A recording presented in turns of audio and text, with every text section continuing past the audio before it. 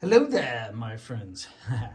Obi-Wan's coming out next week, so I thought that might be appropriate. Anyway, I got a comment here on one of my YouTube videos, and it's somebody who just bought. Here, I'll read it. It says, "Hi, is your saber in RGB or NeoPixel?" Okay, so this is an RGB saber that I bought off of AliExpress back in February of 2020. Yeah, I know. It didn't arrive until months later.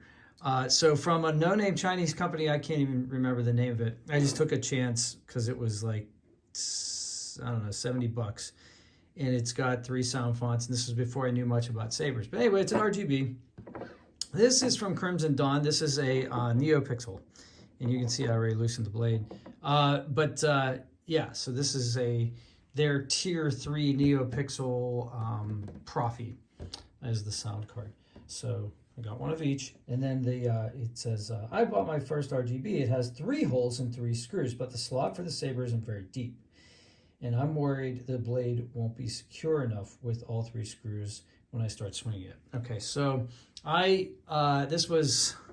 this is the one that I still like twirl inside the house because it's only like a 30-inch blade.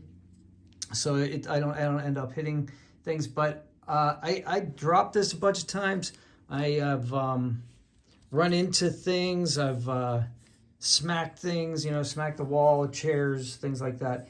And this blade is the original blade 2 years later plus, and it's still in good shape. Now, it only has 2 screws, retaining screws, okay?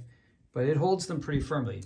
Now, I loosened this up to demonstrate my next point. This one has 2 screws as well, but they're not on opposite ends of the blade. So there is a little wobble actually in my NeoPixel saber.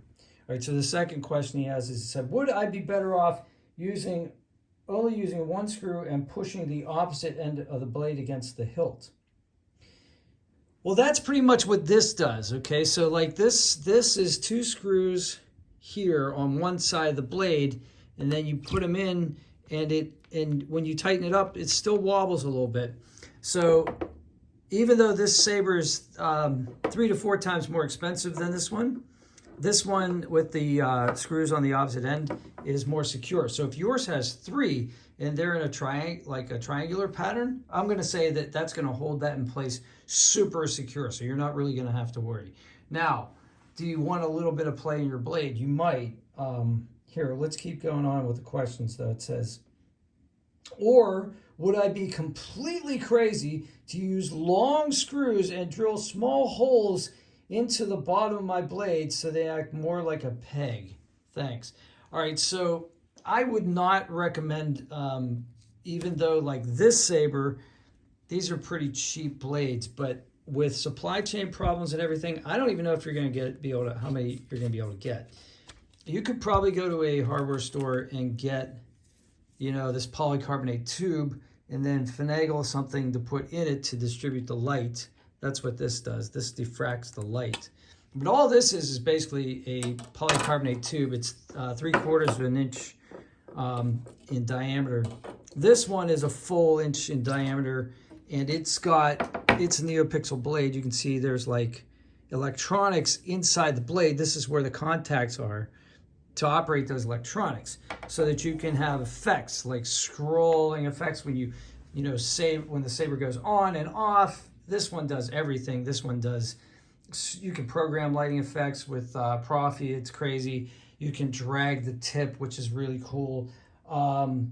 That's why this saber costs so much more, and this blade is not cheap. So if you want a replacement blade to duel with, I wouldn't recommend drilling a hole in either one of these, but if you're going to do it with a regular RGB blade, you're not going to have that much of an expense if you have a problem.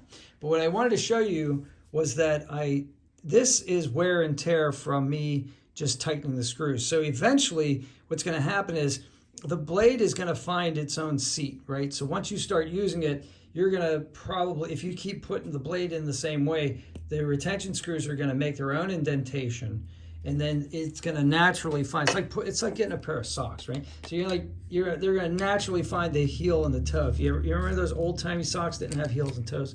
Anyway, yeah, when you stick this in here, it's going to kind of find its natural spot. And then if you were going to, if there's a lot of wear and tear and you end up cracking the end of the blade, like say for some reason the screw hole does come through because you just really give it a good whack, and it just cracks, you can turn the blade and you can use another part of the blade to screw that into, if you can hide it. Yeah, see, that goes in far enough that you can hide it. So I'm going to say no on the drilling of the holes, and I'm going to say, like, believe me, you're going to be fine. This thing has been in duels, this thing has been twirled, this thing has been dropped. This one has been dropped as well. I haven't dueled with it, but it's supposed to be a medium grade blade. I'm supposed to be able to, but I just I haven't.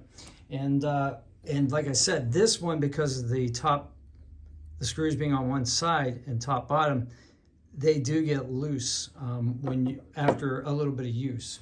So I hope that answers all your questions. I'm sorry, it was just too much to put into like a comment section on a YouTube channel, so I thought I'd make a video, and I know I probably ran long, but I hope you guys have a great day. May the Force be with you, and enjoy May. This is a wonderful month for Star Wars fans, and let's hope that Obi-Wan is a great series, and yeah, have a good one.